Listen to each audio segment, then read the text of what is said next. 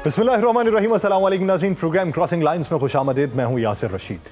नाज़रीन, खैबर पख्तूनख्वा की सियासत में गैर मामूली हलचल के बाद अब सियासी मफाहमत का तासुर उभरा है। वज़ीर आला सुहेल अफरीदी, जो अब तक अडियाला जेल में बानी से मुलाकात की कई बार कोशिश कर चुके मगर कामयाब नहीं हुए, इब्तदा में जारहाना तर्ज सियासत के नुमाइंदा समझे जा रहे थे।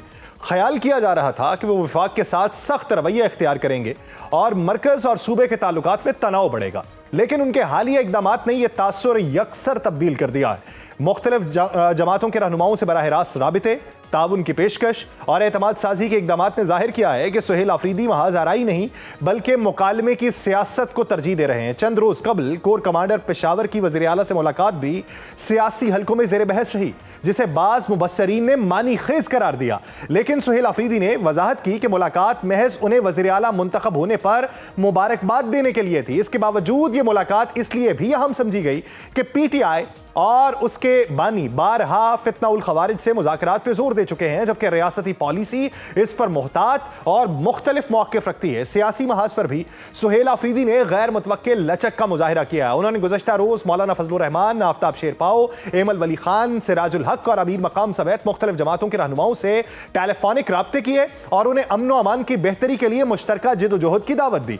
इस पेशकश को खैबर पख्तूनख्वा के सियासी मंजरनामे में एक मस्बत पेशरफ्त के तौर पर देखा जा रहा है, जहां बरसों से सियासी कशीदगी गालिब रही। यही नहीं, गवर्नर और वज़ीर आला हाउस के दरमियान भी बर्फ पिघलने लगी है। स्पीकर बाबर सलीम सवाती ने गवर्नर फैसल करीम कुंडी से मुलाकात करके उन्हें सिक्योरिटी कमेटी में शिरकत की दावत दी, जो गवर्नर ने बखुशी कबूल कर ली।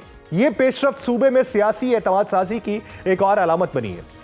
दूसरी तरफ वज़ीर आज़म शहबाज शरीफ ने चित्राल में खिताब के दौरान वज़ीर आला सुहेल अफरीदी को ओहदा संभालने पर मुबारकबाद दी और वफाक की जानिब से भरपूर ताउन की पेशकश की। यह बयान इस बात का इशारा था कि वफाक भी कशीदगी की बजाय ताउन का पैगाम देना चाहता है। लेकिन सुहेल अफरीदी की काबीना की तश्कील पर तनकीद का सिलसिला भी जारी है। 2 हफ्तों की ताखीर के बाद तश्कील पाने वाली 13 रुकनी काबीना में बेशतर अरकान वही हैं जो साबिक वज़ीर आला अली अमीन गंडापुर की टीम का हिस्सा रह चुके। नाकिदीन ये सवाल उठाते हैं कि अगरचे चेहरे वही हैं तो तब्दीली कहां पे। सुहेल अफरीदी का मौक़िफ़ है कि यह काबीना आर्जी तौर पे तश्कील दी गई और बानी से मुलाकात के बाद मजीद नाम शामिल किए जाएंगे। दूसरा, वज़ीर आला ने नई टीम के तजर्बे की बजाय आजमूदा साथियों पे भरोसा करके खतरा मोल लेने से गुरेज किया है, जबकि काबीना में किसी खातून को भी शामिल नहीं किया गया, जिसे जमहूरी रिवायात के मुनाफी करार दिया जाता है। अगरचे सियासी हल्के अब भी ये सवाल उठाते हैं कि क्या यह काबीना वाकई सुहेल अफरीदी के फैसले का नतीजा है या किसी और की मंजूरी से बनी। मगर मजमूई तौर पर इन हालिया इकदामात ने यह तासुर जरूर पैदा किया है कि वो तसादुम नहीं, ताल्लुकात बहाली के जरिए सियासत को आगे बढ़ाना चाहते हैं